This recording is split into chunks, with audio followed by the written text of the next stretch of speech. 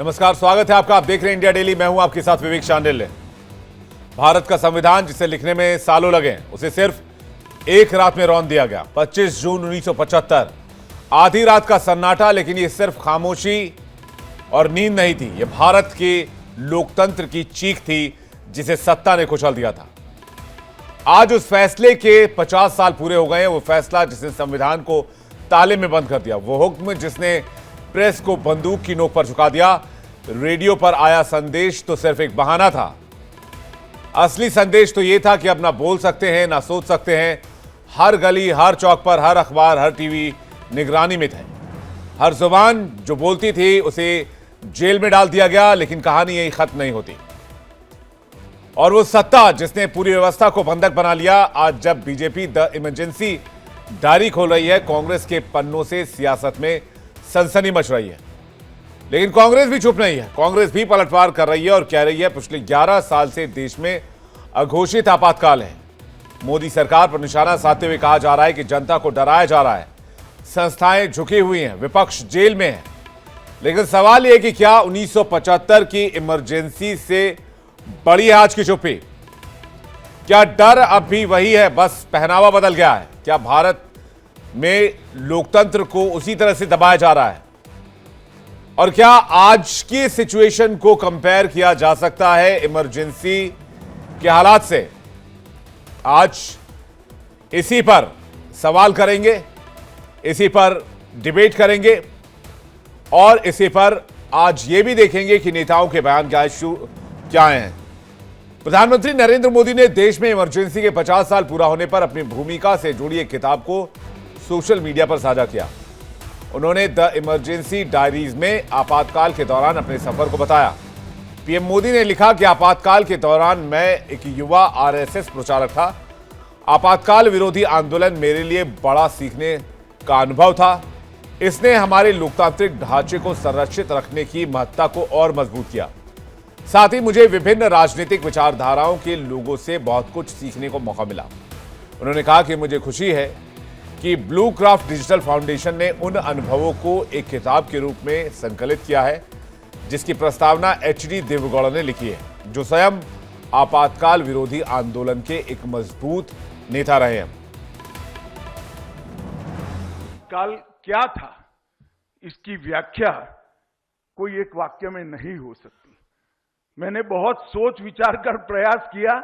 मैं मानता हूं ये संपूर्ण नहीं है, परंतु एक मल्टी पार्टी डेमोक्रेसी मूल स्वभाव जिस देश का लोकतांत्रिक है, ये लोकतांत्रिक देश के स्वभावगत लोकतांत्रिक देश की मल्टी पार्टी डेमोक्रेसी को व्यक्ति के तानाशाही में बदलने का षड्यंत्र का नाम है आपातकाल, जिसका उस वक्त अनेक लोगों ने पुरजोर विरोध किया, व्यक्तिगत नुकसान उठाकर भी विरोध किया। देश के लोकतंत्र पे हमला इमरजेंसी के रूप में, आपातकाल के रूप में आज से 50 वर्ष पहले हुआ था। ये 50th ईयर है, ये 50वां साल है जब देश पर इंदिरा गांधी जी की सरकार ने, कांग्रेस पार्टी ने आपातकाल लगाया था। स्वाभाविक है, इतिहास को कभी भूलना नहीं चाहिए, इतिहास से शिक्षा लेनी चाहिए और दोबारा इतिहास में हुई गलतियां कभी एक लोकतांत्रिक देश में ना हो। आज भारतीय जनता पार्टी इस विषय को ध्यान में रखते हुए समग्र भारतवर्ष में काला दिवस के इस रूप को प्रस्तुत कर रही है। ऐसे में कांग्रेस पार्टी का बौखलाना, उनकी बौखलाहट हमें दिख रही है। कांग्रेसियों को पता नहीं है कि आम हिंदुस्तानी ने इमरजेंसी के दौरान किस प्रकार के कष्टों को, यातनाओं को सहा था। लगभग 1.5 लाख लोग जेल के अंदर रातों रात भर दिए गए थे। जो लोग संविधान बचाओ की बात अब कर रहे हैं, इमरजेंसी 50 साल होने के बाद इमरजेंसी का फिर से वो बार बार दोहरा रहे हैं। जो चीज को सभी ने भूल दिया था और ये जो चीज समाप्त हो गई थी, इसको उछालने के लिए वो फिर कोशिश कर रहे हैं।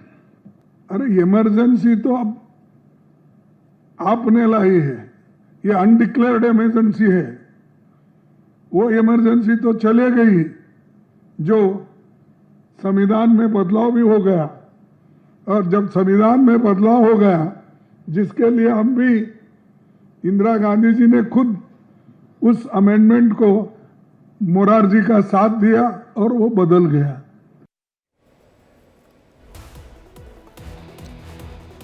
तो सवाल यह कि आपातकाल का काला दाग कांग्रेस कैसे बेदाग? लोकतंत्र का हत्यारा फिर संविधान बचाओ का नारा। और सवाल यह भी कि बिहार में चुनाव है, इसलिए आपातकाल वाला दांव है। बातचीत करने के लिए अनंत अमित हमारे साथ जुड़े हुए हैं, प्रवक्ता बीजेपी यश श्रीवास्तव, प्रवक्ता कांग्रेस हमारे साथ थोड़ी देर में होंगे। डॉक्टर अर्जुन कुमार हमारे साथ जुड़ रहे हैं, प्रवक्ता आरजेडी, धर्मेंद्र सिंह प्रवक्ता एसपी, धीरज कुमार प्रवक्ता आरएलएसपी और सौरभ दुबे राजनीतिक विश्लेषक हमारे साथ होंगे। आप सभी मेहमानों का बहुत स्वागत है और दर्शकों आपका भी स्वागत है। लेकिन थोड़ी देर पहले सीएम योगी आदित्यनाथ ने भी आपातकाल को लेकर बयान दिया है, वो भी दर्शकों को जल्दी से सुनवा देते हैं। जो पाप कांग्रेस ने और तत्कालीन प्रधानमंत्री के रूप में श्रीमती इंदिरा गांधी ने 25 जून 1975 को किया था, अपनी सत्ता बनी रहे। इस देश के क्रांतिकारी नारा देते थे, तेरा वैभव अमर रहे मां, हम दिन चार रहे न रहे। और कांग्रेस ने उस दिन उस संकल्प को कैसे उस संकल्प को चकनाचूर किया कि मेरी सत्ता बनी रहे, चाहे लोकतंत्र रहे न रहे। और यह करके कांग्रेस ने आज ही के दिन 50 वर्ष पहले भारत के संविधान का गला घोंटने का काम किया था। देश के लोकतंत्र पे हमला इमरजेंसी के रूप में आपात। तो चलिए डिबेट की शुरुआत करते हैं। अनंत अमित भी हमारे साथ जुड़ गए, यश श्रीवास्तव भी हमारे साथ जुड़ गए हैं और सबसे पहले यश श्रीवास्तव के पास जाना चाहेंगे। यश श्रीवास्तव जी, खड़गे साहब कह रहे थे अभी कि भाई 1975 की बात तो हो गई, लेकिन पिछले 11 साल में देश में अघोषित आपातकाल है। तो क्या उस आपातकाल की तुलना आज के दौर से की जा सकती है?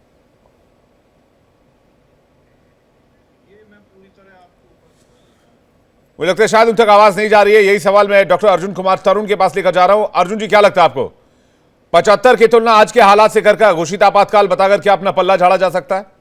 मैं थोड़ा आपको करेक्ट कर दूं, मेरा नाम डॉक्टर अनुज कुमार तरुण है जी।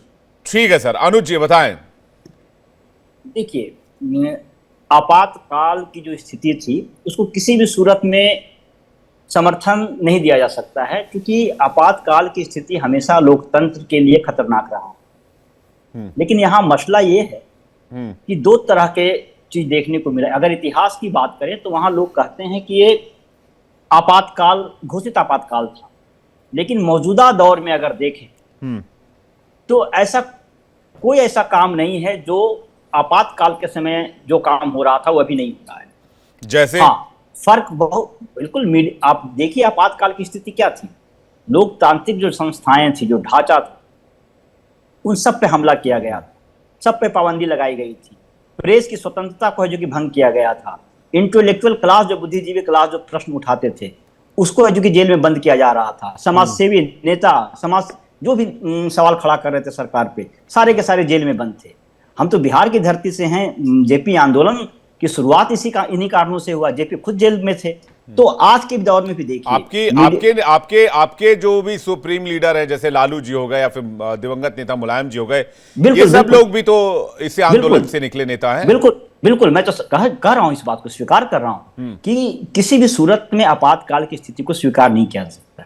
तो लेकिन वर्तमान स्थिति को देखिए, चाहे वो मीडिया की स्वतंत्रता की बात हो, चाहे संवैधानिक संस्थाओं की स्वतंत्रता की बात हो, या जो विपक्ष हो या बुद्धिजीवी हो या समाज सेवी हो, जो भी सरकार पे जो सवाल खड़ा करते हैं, उनके पीछे किस तरह का व्यवहार किया जाता है।